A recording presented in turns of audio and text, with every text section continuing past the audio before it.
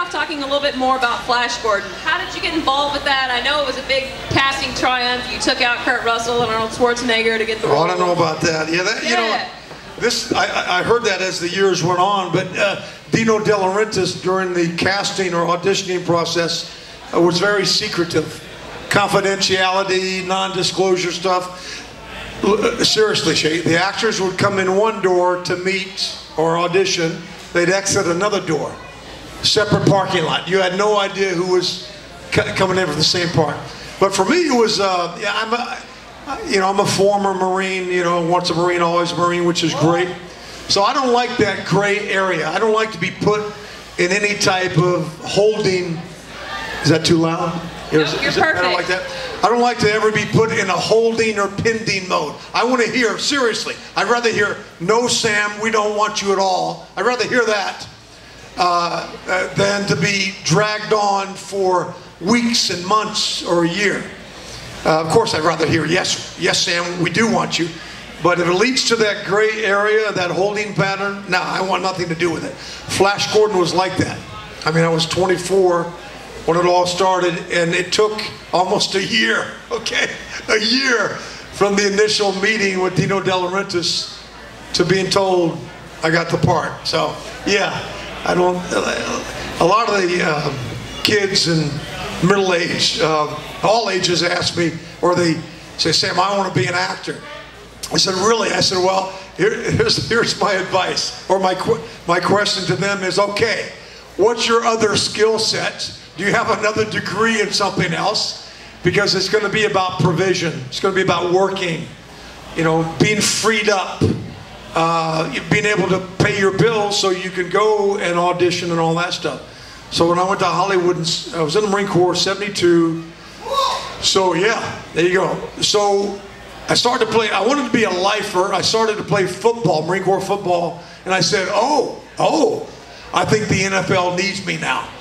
So I left the Corps and I went to Seattle, and the Seahawks said, Sam, we don't need you, okay?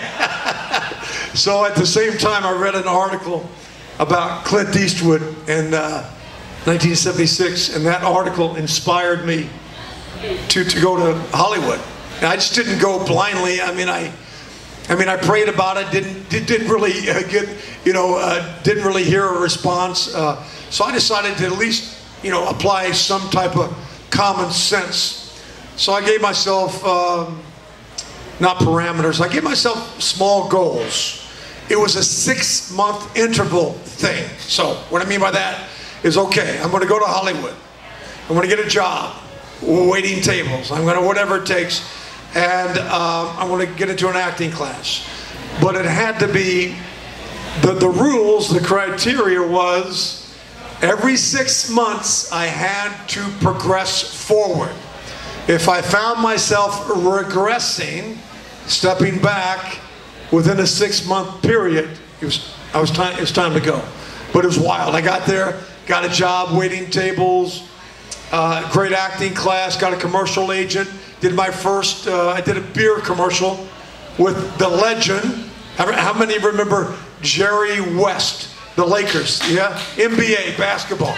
I did a Schaefer beer commercial with Jerry West at the age of 20, I think I went to 76, I think I was 22, right? 23. So, yeah, and then that just started. You know, next thing you knew, I'm making movies. And so that's my little thing.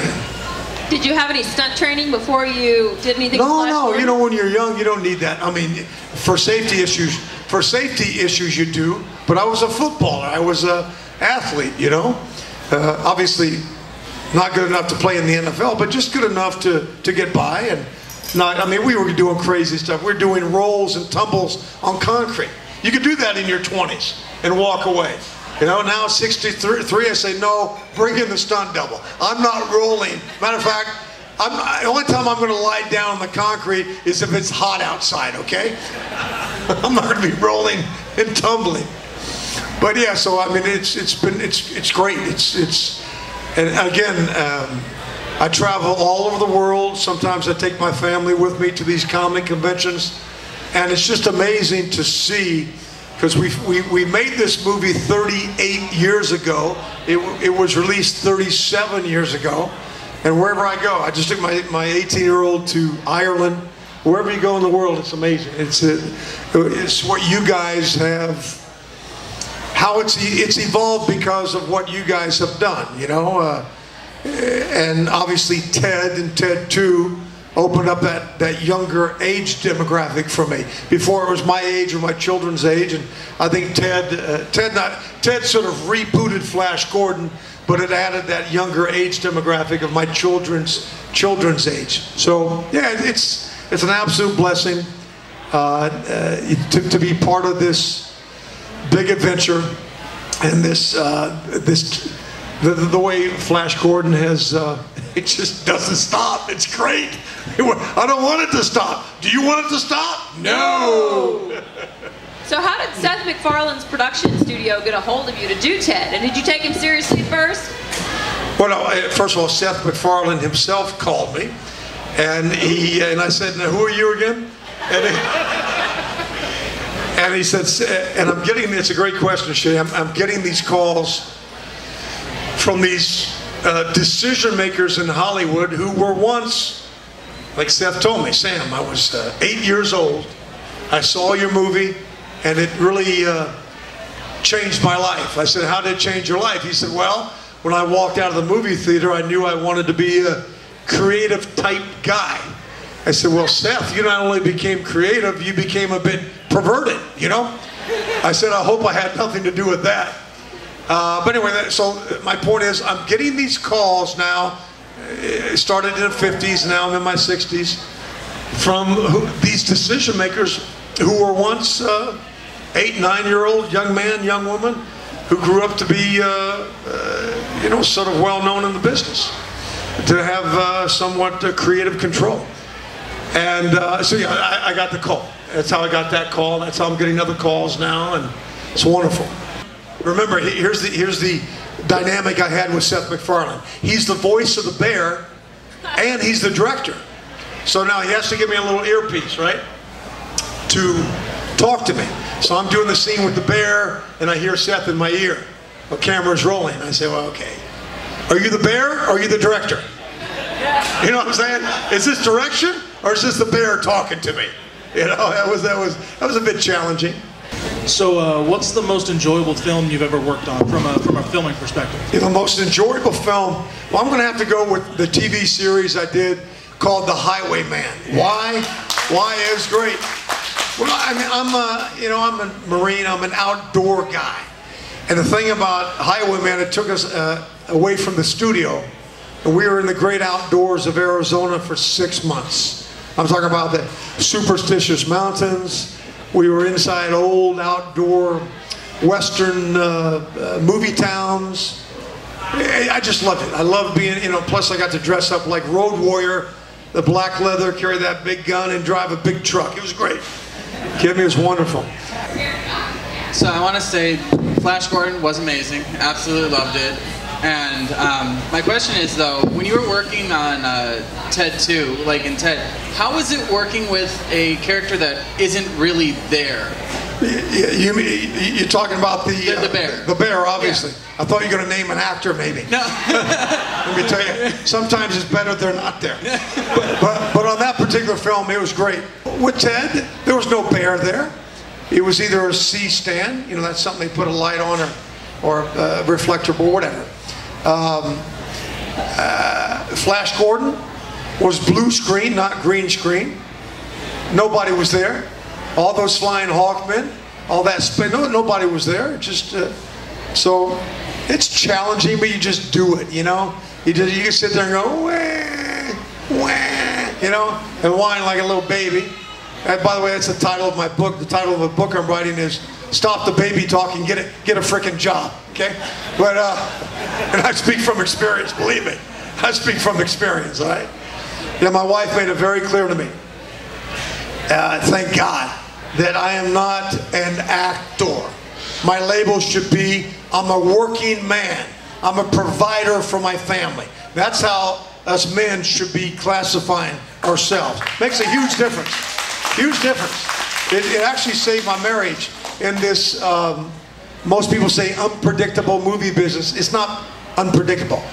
The movie business is very predictable that it will be inconsistent, okay? Believe me, it is. So yeah, I learned, I mean, you know, at the age of 50, 13 years ago, I got retrained up and became a security professional and moved to San Diego and started running the cross-border security ops, protecting executives and dignitaries, private sector, traveling to the border cities of Mexico. You had a question? Yeah. Is it true they wanted to do a Flash Gordon? Raise your hand, where are you? Oh, right here. Is it true they Cameraman! Yeah. Is it true they wanted to do a sequel? And if so, do you know what direction they were going to go with it? Yes, I do.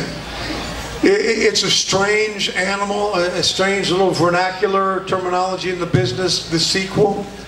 No rhyme or reason. Yeah, no rhyme or reason why it does not happen. Well, it's all about the money. But here's the deal. Usually when you say, I have a movie or a sequel in development, usually it means you don't have the money yet. But here's the odd thing about Flash Gordon sequel the past 37 years. Multiple reputable producers, big-time studio producers have acquired the screenplay rights, but for some strange reason did not follow through with the option and do it. Now, I'm talking about Neil Moritz, you know, all the Fast and Furious. I'm talking about Steven Summers, what is that, Van Helsing, and a lot of other movies. And it just didn't happen. They didn't pick it up, the options. So now, flash forward, no pun intended. 3 years ago, Fox Studios buys the screenplay rights. It's been in development at Fox. The senior producer right now is John Davis. If you Google John Davis, huge, iconic, reputable. But again, a little side note. Matthew Riley, the VP of production at Fox, acquired the screenplay rights. Why? Because when he was an 8-year-old boy, God's truth, I'm not making this up, he saw Flash Gordon. It impacted his life that he grew up to be a decision maker at Fox. And so the reason why I tend to say I believe it's going to happen is because Matthew, he has a personal touch to it. It meant something to him as a boy. And then John Davis. And I met with him, and right now they said it's probably another year away. I don't know why. But here's the deal on that. So if it doesn't happen, which I hope it does, this sequel, then maybe one day I'm put into a position to get her done. Get her done, man, you know? Yes. When you did the movie My Chauffeur, yeah, I love that movie. What are your favorite memories, like working with E.G. Marshall? Oh, that's it. Did you know this story? Is that why you're asking me? I don't know. Okay, for those that didn't hear, she asked me my favorite memory of the movie I did in My Chauffeur. I don't know how many people saw it with Deborah Foreman. She was, yeah, it's an old movie from 85, 86. Well, it came out in 86. This is a crazy story, but I'll try to keep it quick. This is the truth. I played this really, for those who didn't see that, I played this billionaire, right? I know. I got to finish the story though, all right? I played this spoiled billionaire, and my driver was this girl, Debbie Foreman, the actress. And I had a bad attitude. I treated people horrible. So she got in my face one day and reprimanded me, and I got really drunk. I got really drunk in the back of the limo, and the director called for me to get drunk, strip off every stitch of clothing, and run completely naked with the camera shooting my backside only. Okay? So fine, we're at a park, we're in LA, it's winter time. It's about 33 degrees outside. You know where I'm going with this, right? So, and it's an independent film, Crown International. Anyway, long story short, so I'm doing my drunk scene. I strip naked, and I have to exit that way. And so the camera's over here. I get completely naked, and right before it happened, I said to the director, I said, wait a minute. Now, we're in a park. It's a really secluded park. And now it's probably 7:30, maybe 8 o'clock in the morning. And it's lots of trees, so the sun isn't even penetrating yet. And I said, I said, what do you want me to do? Just get out and run as far as you can, get to that oak tree, make a right turn. I said, well, what's down there? Has anybody advanced it or scouted if there's any people down there on running naked? I don't want to get arrested because there's a bunch of kids out there, you know? And he goes, oh, no, it's 7:30 in the morning, there's nobody out there. God's truth. So I do my drunk thing. I strip naked. I open the limo door. I run as fast as I can that way. And then I make a right turn at the oak tree. And as I'm running, I'm looking to my left. I'm saying, are you freaking kidding me? It's a senior citizens picnic at 7:30 in the morning. I got 75 and 80-year-old women saying, I've seen bigger. Are you kidding me? That's a true story. Wait a minute. But it doesn't end there. I had to go back and do it 2 more times. So here's what we did. I mean, it looked ridiculous, but I said, okay. They tried to put that little thing that covers you up, but it has double sticking tape on it. So it's pulling all your hair out. You know what I'm saying? Okay. It's horrible. While you're running. Yeah. So I said, you know what, let me just break a branch off. You know, a branch off a tree and just run like this. Now that looked even worse because here I am holding a branch like this, running. It looked worse. Like I was doing something, you know, shouldn't be doing. Anyway, that's a true story, and so the lesson learned, send somebody down there, send a volunteer or an assistant, scout the location. I mean, come on. Anyway, so I'll be here till the doors close, till they say, what doors close at what time? 7? Yes, sir. Yeah, I'll be here till about 10 o'clock then. No, I'll be at my table, guys, all right? Thank you. All right, everybody, let's give a big round of applause for Flash Gordon! Shay.